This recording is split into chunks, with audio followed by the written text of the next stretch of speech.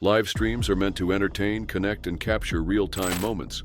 But sometimes, they reveal horrors no one expects.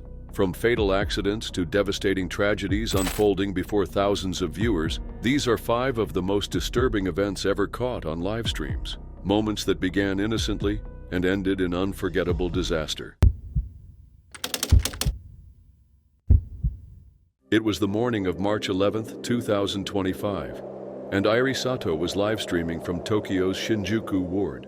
Thousands of viewers were watching the stream, but none of them could prevent the horrific act that would soon unfold live on screen. What seemed like another casual broadcast ended in tragedy, exposing a dangerous side of parasocial relationships in the digital age. At 22, Airi Sato was a well-known figure in Japan's live streaming community. Based in Tama, western Tokyo, Airi had been creating content since her high school days. Her streams were grounded in real life, showing mundane, everyday moments that resonated with a wide audience. She was particularly active on the Japanese live streaming platform WhoWatch, where she had gained a devoted following.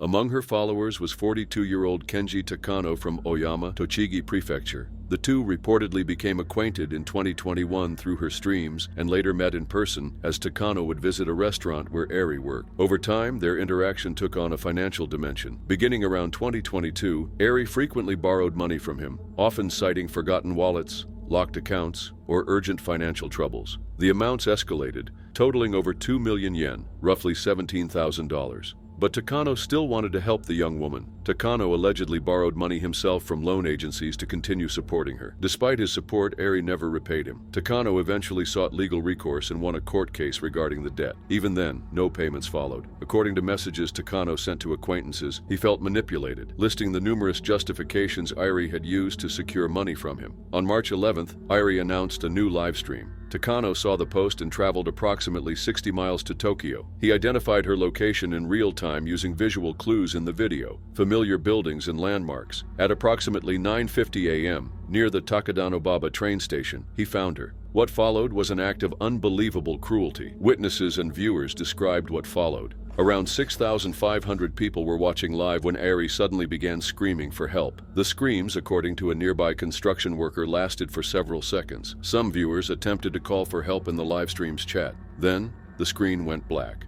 On the street, a witness saw a man in dark clothing and a black hat repeatedly stabbing Airi. She fell to the ground. He remained standing over her, appearing calm. Another passerby called emergency services. When police arrived minutes later, they found the suspect still at the scene. He was arrested on suspicion of attempted murder, which would later be upgraded. Airi was rushed to the hospital but was pronounced dead shortly after. The cause? Multiple stab wounds to the neck, chest, and head. Police recovered a knife with a 5-inch blade nearby. Takano had 2 survival knives in his possession. In the immediate aftermath, online chaos erupted. Airi had not yet been publicly identified, and another popular streamer, Mogami Ai, was wrongly assumed to be the victim. The voice actors agency had to issue an official statement denying her involvement and confirming her safety. They also condemned the unauthorized use of Mogami's images in connection with the case. As news of Airi's death spread, so did shock and sorrow. Viewers posted frantic comments online, confused and horrified by what they had witnessed. The incident reignited conversations in Japan about stalking, parasocial boundaries, and violence against women in public spaces. It also showed the growing risks that influencers face when sharing their lives in real time. Kenji Takano, though initially charged with attempted murder, is expected to face full murder charges. Authorities have also launched a psychiatric evaluation to determine whether he is mentally competent to stand trial. In the wake of the attack, Japan, a country where violent crime is rare, is left to reckon with yet another high-profile stabbing, this time one carried out in full view of thousands. In December 2022, a horrific crime in Lurgan, Northern Ireland, shook the nation. A young pregnant woman was found murdered in her own home. As the investigation unfolded, the suspect emerged as someone accused of orchestrating a calculated and deceptive plan to evade justice, one that would give him an alibi supported by multiple other people. Natalie McNally was 32 years old and 5 weeks pregnant. A determined, inspirational woman who had lived with type 1 diabetes since childhood, Natalie was thrilled to be expecting her first child and had a strong bond with her close-knit family. Her partner was Stephen McCullough, a 33-year-old man from Woodland Gardens, Lisburn. He worked in digital media and maintained a YouTube channel under the name VoteSaxon07, where he regularly engaged with his 37,000 followers. On the night of December 18, 2022, Natalie was stabbed to death in her Silverwood Green home in Lurgan. She suffered multiple stab wounds, compression to the neck, and blunt force trauma to the head. Stephen initially appeared to have an airtight alibi. Multiple people could confirm it. The night of the murder, he live-streamed himself playing Grand Theft Auto, Vice City for over 6 hours. Dressed in a Santa hat and black t-shirt, he drank beer, vaped, and claimed technical difficulties prevented him from interacting with viewers in real time. He told followers the stream was spontaneous and that he couldn't see comments due to his setup. This live stream initially led to Stephen being ruled out as a suspect when he was first arrested on December 19th. But upon deeper investigation by cybercrime experts, it was revealed the stream had been pre-recorded days earlier and broadcast as if it were live. In a later police interview, Stephen admitted to having recorded the footage between December 13th and 14th, then playing it back on December 18th. He claimed he had been drinking alone and fell asleep that evening. As the police pieced together CCTV and other evidence, they concluded that Stephen had traveled to Lurgan and returned home after the murder. Surveillance footage showed a man believed to be Stephen taking a bus, where he revealed a yellow glove under a black glove while giving change, matching a yellow glove fragment found in Natalie's blood at the crime scene. A taxi driver's account corroborated that he had dropped a man matching Stephen's description near his Lisburn home. Notably, there was no activity on Stephen's phone from 6 p.m. to 11:16 p.m., a suspicious window coinciding with the murder timeline. The phone became active again just minutes after the taxi is believed to have dropped him off. Even more disturbing was Stephen's behavior in the days following Natalie's death. He claimed to have discovered her body and inserted himself into the grieving family's lives. He attended their home, expressed condolences, and even left his mobile phone behind to record a 40-minute audio file, an act detectives interpreted as an attempt to eavesdrop on private conversations and gauge whether the family suspected him. The recording, described as a gross invasion of privacy, further convinced investigators of his manipulative intent. During his bail hearings, prosecution barristers described Stephen as a calculated, cold, and dangerous individual. They emphasized his capacity for deception, noting how close he had come to evading justice entirely. His internet search history revealed chilling questions about the most painful ways to die, showing the disturbing level of premeditation involved. Judge O'Hara described him as a particularly skillful and manipulative individual, and a master of media manipulation. Bail was denied due to the risk he posed to witnesses and the ongoing investigation. The McNally family, devastated by the loss of Natalie and her unborn son Dean, have remained steadfast in their pursuit of justice. Over 1,000 people gathered in Lurgan Park at a rally organized in Natalie's memory, calling for an end to violence against women. Her brother Brendan described Natalie as a role model, resilient, full of life, and excited for motherhood. Stephen McCulloch remains in custody. A quiet, late-night live stream from a well-known Italian cosplayer stunned fans across the internet in October 2023. What began as an unusual broadcast with a dark, empty room quickly turned into a harrowing scene that left the online community reeling. The events that followed would spark intense debate, grief, and reflection across the fandom that once celebrated him. Vincent Plicci, a 23-year-old from Bologna, Italy, had become known on TikTok for his elaborate cosplays of Simon Ghost Riley from Call of Duty. As Inquisitore 3, he amassed over 100,000 followers. His content combined his passions, tattoo artistry, music, video games, and Star Wars, into a character that resonated deeply with his fans. But in early October, that admiration turned into scrutiny after accusations of grooming minors surfaced. What followed was a storm of backlash, confusion, and ultimately tragedy. The controversy began when screenshots of Vincent's interactions with a minor, identified as AJ, began circulating online. AJ, along with two others, Tito and a TikToker known as Keegan's Mask, allegedly orchestrated a plan to provoke Vincent into saying something incriminating. Messages later surfaced indicating that AJ lied about her age and persistently contacted Vincent. When she offered to edit his videos, he agreed, believing she was an adult. Flirtatious-sounding messages he sent, such as "I'ma marry you" and "Thank you, honey," were later stripped of context and shared publicly. Without background, these interactions painted a damning portrait.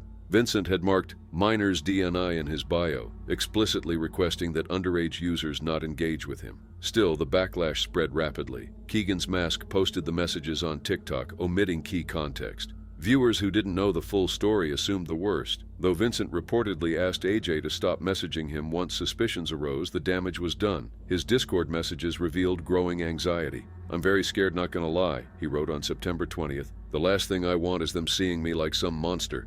After nearly 2 weeks of silence, Vincent's final live stream unfolded. While nothing was immediately clear on screen, a woman's voice could be heard yelling for help. She asked for an ambulance while someone else said, "He was hanged here." Emergency services were contacted and CPR was attempted, but it was too late. His death was later confirmed by Italian news outlet Corriere di Bologna.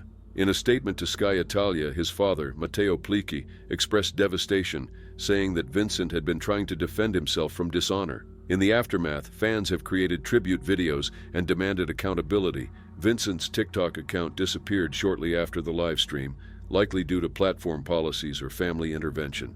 Those involved in the accusations, Tito, AJ, and Keegan's Mask, have since issued apologies or left social media altogether. AJ admitted she went way too far and asked others to stop sending threats to those involved. Still, the damage had already taken its toll. In memory of Vincent, a mural was created to raise awareness about cyberbullying and false accusations. The mural was created by several street artists in a collaboration with the municipality of Bologna. "Behind the masks, like the one my son wore, there are people," Matteo said, "and behind the user profiles that make accusations, but that you will never know who they are." He has since committed to pursuing further investigation and legal reform in Italy, calling current laws ineffective in protecting victims of online harassment. Vincent's story is a warning that public opinion can shift swiftly and that rumors can be devastating. Behind every username is a real person, and sometimes silence speaks louder than 1,000 comments.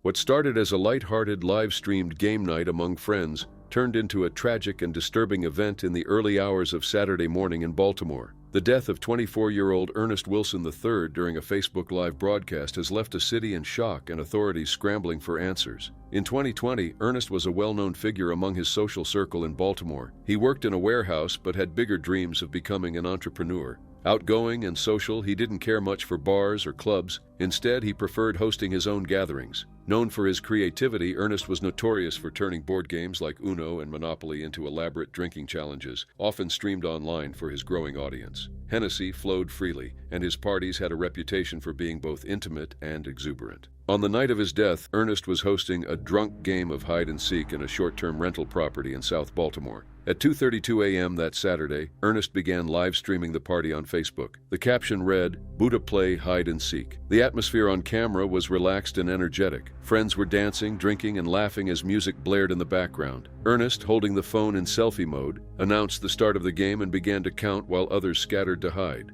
The moment was playful, typical of the spirited nights he was known for. But the mood shifted drastically. As Ernest searched the backyard for hidden guests, his camera captured something unexpected. A shadowy figure appeared in the frame, climbing over the property's fence. Ernest's confusion was audible as he tried to process what he was seeing. He did not recognize the person. Seconds later, a command was heard telling him to get on the ground. Then came a commotion. The camera was dropped, the frame blurred, and the video cut out abruptly. Authorities were called to the property shortly after. When they arrived, Ernest had been shot. He was transported to a nearby hospital, but was later pronounced dead. Baltimore police confirmed his death and launched a homicide investigation. As of now, no arrests have been made. A spokesperson for the department stated that detectives are following up on all available leads. According to Baltimore City Councilman Eric Costello, police told him that 2 individuals entered the property, announced a robbery, and subsequently shot Ernest. The suspects, who climbed over the fence into the backyard, are believed to have demanded money before the fatal gunfire erupted.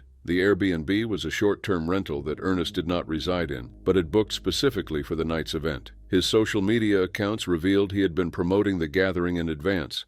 One post encouraged people to attend for a $5 entry fee. He also told viewers on Facebook Live that they could reach out if they wanted to come. Despite a statewide stay-at-home order banning gatherings of more than 10 people due to the COVID-19 pandemic, Ernest had stated there were about 15 people present, with room for more. The case has raised concerns not only about safety at short-term rentals, but also about the risks of publicizing private events online. The live stream, which may have caught part of the crime on camera, has become a critical piece of evidence for investigators. It may have also inadvertently drawn attention to the event, making it a potential target. Ernest's death has devastated his friends, family, and those who followed his content. A young man with ambition, known for his energy and hospitality, had his life cut short in an act of senseless violence. The investigation remains open, and police are urging anyone with information to come forward.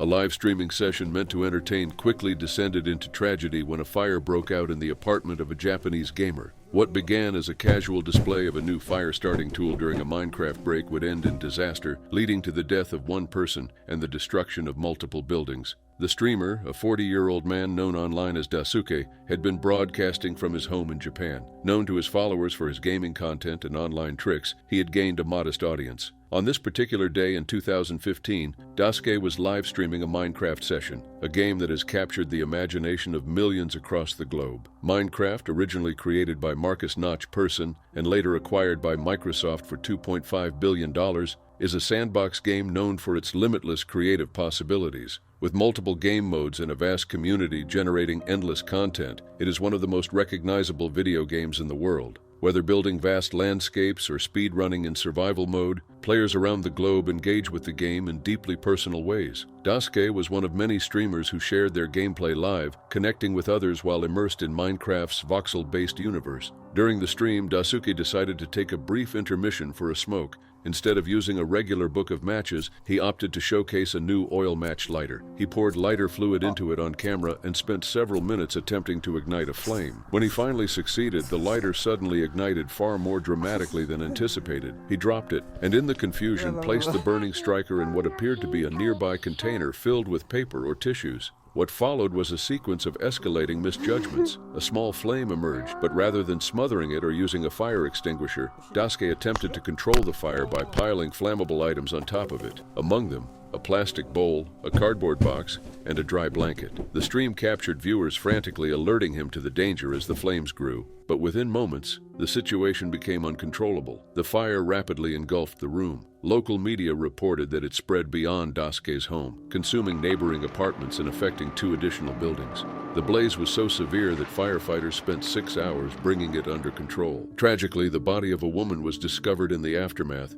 marking a devastating end to what had started as a casual online stream. Daisuke's residence was not a private gaming studio, but the second floor of a home he shared with his 68-year-old father and 73-year-old mother. The fire has raised questions about safety, preparedness, and the responsibilities of live streamers when engaging in potentially hazardous demonstrations on camera. The incident stands as a haunting reminder of how quickly everyday actions can spiral into catastrophe, especially when broadcast live to an audience. A miscalculated attempt to entertain ended in irreversible consequences, leaving a community in mourning and a city scorched by the flames.